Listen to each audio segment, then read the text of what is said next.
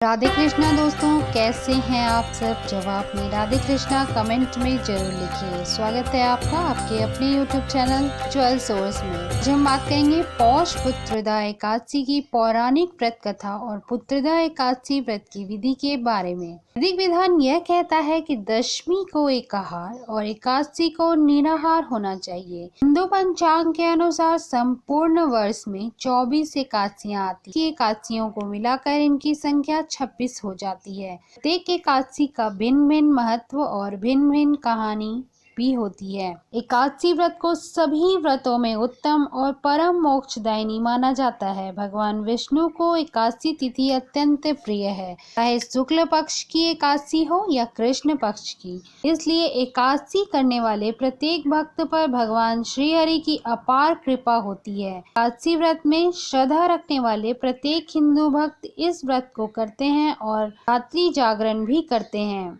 एक एकादशी ऐसी भी है जिसका व्रत वर्ष में 2 बार आता है। पौष मास की और श्रावण मास में यह एकादशी आती है। पौष मास में जो एकादशी आती है उसे पौष मास पुत्रदा एकादशी कहा जाता है और श्रावण मास में जो एकादशी आती है वो श्रावण मास पुत्रदा एकादशी होती है। यह व्रत पुत्र प्राप्ति के लिए रखा जाता है। पौष मास की एकादशी को ही पौष पुत्रदा एकादशी कहा जाता है। जिन व्यक्तियों को संतान प्राप्ति में बाधा आती है अथवा जो व्यक्ति पुत्र प्राप्ति की इच्छा रखते हैं उनके लिए पुत्रदा एकादशी का व्रत सर्वोत्तम होता है। पौराणिक मान्यताओं के अनुसार जो व्यक्ति एकादशी का व्रत नियमित रूप से करते हैं उन्हें भगवान विष्णु की विशेष कृपा प्राप्त होती है। सांसारिक सुखों की प्राप्ति और पुत्र इच्छुक भक्तों के लिए पुत्रदा एकादशी का व्रत विशेष फलदायक माना जाता है। व्रत के प्रभाव से संतान की भी रक्षा होती है। जो व्यक्ति पुत्रदा एकादशी का व्रत पूर्ण श्रद्धा से करता है उसे भगवान विष्णु की कृपा से विद्वान, धनवान और सर्वगुण संपन्न पुत्र की प्राप्ति होती है। आइए जानते हैं कि पौष पुत्रदा एकादशी की व्रत विधि क्या है। पुत्रदा एकादशी का व्रत वर्ष में 2 बार पौष और श्रावण में आता है। पौष माह की शुक्ल पक्ष की एकादशी को पौष पुत्रदा एकादशी के नाम से एवं श्रावण माह की शुक्ल पक्ष की एकादशी को श्रावण पुत्रदा एकादशी के नाम से जाना जाता है। पद्म पुराण के अनुसार सांसारिक सुखों की प्राप्ति और पुत्र इच्छुक भक्तों के लिए पुत्रदा एकादशी व्रत को फलदायक माना जाता है। संतानहीन या पुत्रहीन जातकों के लिए इस व्रत को बेहद अहम माना जाता है। पुत्रदा एकादशी व्रत रखने वाले व्यक्ति को दशमी के दिन लहसुन, प्याज आदि नहीं खाना चाहिए। साथ ही दशमी के दिन किसी प्रकार का भोग विलास नहीं करना चाहिए। पुत्रदा एकादशी के दिन वह स्नान आदि से शुद्ध होकर उपवास करना चाहिए। भगवान विष्णु और विशेषकर विष्णु जी के बाल गोपाल स्वरूप की पूजा करनी चाहिए। एकादशी को भगवान विष्णु को अर्घ देकर पूजा संपन्न करनी चाहिए। द्वादशी के दिन ब्राह्मण को भोजन करवाने के बाद उनसे आशीर्वाद प्राप्त करके स्वयं भोजन करना चाहिए। आइए जानते हैं पौष पुत्रदा एकादशी की पौराणिक व्रत कथा के बारे में। भगवान विष्णु को नमन करते हुए हम अपनी पौराणिक कथा को करते हैं। ओम नमो नारायणाय। श्री कृष्ण के चरणों में अर्जुन ने प्रणाम करके श्रद्धा पूर्वक प्रार्थना की कि हे मधुसूदन, तो आप पौष माह की शुक्ल पक्ष की एकादशी के महात्म्य को बताने की कृपा करें और इस दिन किस देवता का पूजन किया जाता है। कृपा कर मेरे इन सभी प्रश्नों का विस्तार सहित उत्तर दें। अर्जुन के प्रश्न पर श्री कृष्ण ने कहा, हे अर्जुन, पौष मास की शुक्ल पक्ष की एकादशी का नाम पुत्रदा है। इसका पूजन पूर्व में बताई हुई विधि के अनुसार ही करना चाहिए। इस उपवास में भगवान श्री हरि की पूजा करनी चाहिए। संसार में पुत्रदा एकादशी उपवास के समान अन्य दूसरा कोई व्रत नहीं है। इसके पुण्य से प्राणी तपस्वी, विद्वान और धनवान बनता है। इस एकादशी से संबंधित जो कथा प्रचलित है वो मैं तुम्हें सुनाता हूँ, इसलिए श्रद्धा पूर्वक श्रवण करो। प्राचीन समय में भद्रावती नगरी में सुकेतु नाम का एक राजा राज्य करता था। उसके कोई भी संतान नहीं थी। उसकी पत्नी का नाम शैव्या था।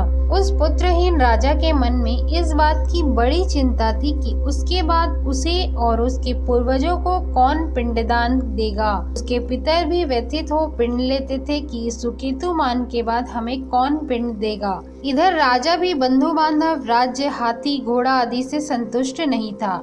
उसका एकमात्र कारण पुत्रहीन होना था। बिना पुत्र के पितरों और देवताओं से ऊऋण हम नहीं हो सकते। इस तरह राजा रात दिन इसी चिंता में घुला रहता था। इस चिंता के कारण एक दिन वह इतना दुखी हो गया कि उसके मन में अपने शरीर को त्याग देने की इच्छा उत्पन्न हो गई। तो वह सोचने लगा कि आत्महत्या करना तो महापाप है, अतः उसने इस विचार को मन से निकाल दिया। एक दिन इन्हीं विचारों में डूबा हुआ वह घोड़े पर सवार होकर वन को चल दिया। घोड़े पर सवार राजा वन, पक्षियों और वृक्षों को देखने लगा।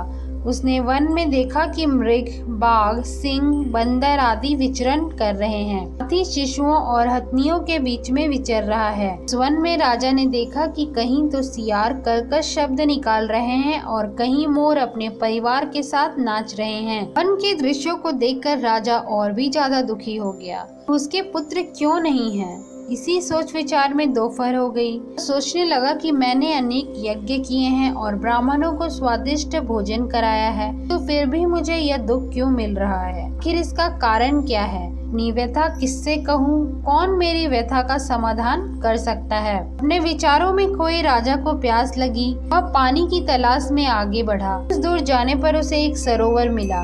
सरोवर के चारों तरफ ऋषियों के आश्रम बने हुए थे। अचानक राजा के दाहिने अंग फड़कने लगे। इसे शुभ शगुन समझकर राजा मन में प्रसन्न होता हुआ घोड़े से नीचे उतरा और सरोवर के किनारे बैठे हुए ऋषियों को प्रणाम करके उनके सामने बैठ गया। ऋषिवर बोले, हे राजन, हम तुमसे अति प्रसन्न हैं। तुम्हारी जो इच्छा है हमसे कहो। राजा ने प्रश्न किया, हे विप्रो, कौन है और किस लिए यहाँ रह रहे हैं? ऋषि बोले, राजन, आज पुत्र की इच्छा करने वाले को श्रेष्ठ पुत्र प्रदान करने वाली पुत्रदा एकादशी का व्रत है। आज से 5 दिन के बाद माघ स्नान है। हम सब इस सरोवर में स्नान करने के लिए आए हैं। ऋषियों की बात सुनकर राजा ने कहा, हे मुनियों, मेरा अभी कोई पुत्र नहीं है। यदि आप मुझ पर प्रसन्न हैं तो कृपा कर मुझे एक पुत्र का वरदान दीजिए। ऋषि बोले, हे राजन, आज पुत्रदा एकादशी है। आप इसका उपवास करें। भगवान श्री हरि की अनुकंपा से आपके घर में अवश्य ही पुत्र होगा। राजा ने मुनि के वचनों को अनुसार उस दिन उपवास किया और द्वादशी को व्रत का पारण किया। ऋषियों को प्रणाम करके वापस अपनी नगरी में आ गया। भगवान श्री हरि की कृपा से कुछ दिनों के बाद ही रानी ने गर्भ को धारण किया और 9 माह के पश्चात उसके एक तेजस्वी पुत्र उत्पन्न हुआ। राजकुमार बड़ा होने पर अत्यंत वीर, धनवान, यशस्वी और प्रजा का पालक बना। भगवान श्री कृष्ण ने कहा कि हे पांडुनंदन, पुत्र की प्राप्ति के लिए पुत्रदा एकादशी का उपवास करना चाहिए। पुत्र प्राप्ति के लिए इससे बढ़कर दूसरा कोई भी व्रत नहीं है। जो भी व्यक्ति पुत्रदा एकादशी के महात्म्य को पढ़ता व श्रवण करता है तथा विधान अनुसार उसका उपवास करता है, उसे सर्वगुण संपन्न पुत्र रत्न की प्राप्ति होती है। श्री हरि की अनुकंपा से वह मनुष्य मोक्ष को प्राप्त करता है। अब मैं आपको बताती हूँ कि पौष पुत्रदा एकादशी की कथा का सार क्या है। पुत्र का न होना बड़ा ही दुर्भाग्यपूर्ण होता है। उससे भी दुर्भाग्यपूर्ण है पुत्र का कुपुत्र होना।